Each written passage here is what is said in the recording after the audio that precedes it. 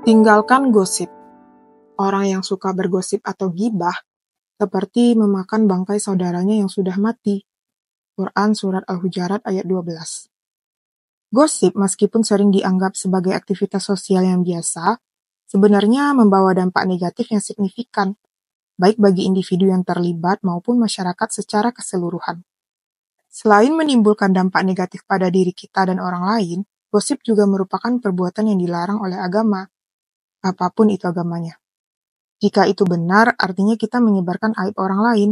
Namun jika salah, sama artinya kita sedang menyebar fitnah. Tidak ada sisi positif dari keduanya, kan? Gosip sering sekali melibatkan pembicaraan yang merendahkan atau menjelekkan orang lain, yang pada akhirnya dapat merusak kepercayaan dan ikatan yang terjalin. Orang yang menjadi subjek gosip, apabila mengetahuinya, akan merasa terluka dan dikhianati. Ini dapat menyebabkan perpecahan dalam hubungan persahabatan, keluarga, dan komunitas kerja. Bahkan jika orang yang digosipkan tidak mengetahuinya secara langsung, maka akan menciptakan suasana ketidakpercayaan yang tersebar luas, di mana semua orang akan saling curiga satu sama lain. Mungkin teman-teman pernah nggak sih ngalaminnya di lingkungan pertemanan teman-teman atau lingkungan kerja atau apapun itu. Sadar atau tidak, bergosip sering dilakukan oleh wanita, karena wanita cenderung suka berbicara. Tanpa sadar, saat berkumpul dengan teman-teman, banyak topik yang dibahas, termasuk saling menceritakan keburukan sesama rekan. Bahkan artis yang sebenarnya tidak begitu dikenal juga menjadi bahan sasaran untuk digosipkan. Menggunjing atau membicarakan kejelekan orang lain hanya akan mengundang energi negatif ke dalam hidup kita.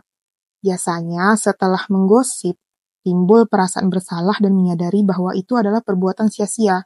Berarti kan sebenarnya kita tahu kan itu adalah perbuatan yang mubazir. Diam seringkali lebih baik daripada melibatkan diri dalam membicarakan keburukan orang lain. Jika kita berada dalam lingkaran pertemanan yang gemar membicarakan orang lain, jangan heran jika suatu saat ketika kita tidak ada, kita juga yang akan menjadi bahan pembicaraan.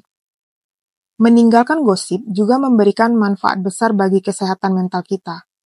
Saat kita berhenti fokus pada kekurangan atau masalah orang lain, artinya kita memberikan diri kita ruang untuk lebih banyak berpikir tentang hal-hal positif dan konstruktif untuk perkembangan hidup kita.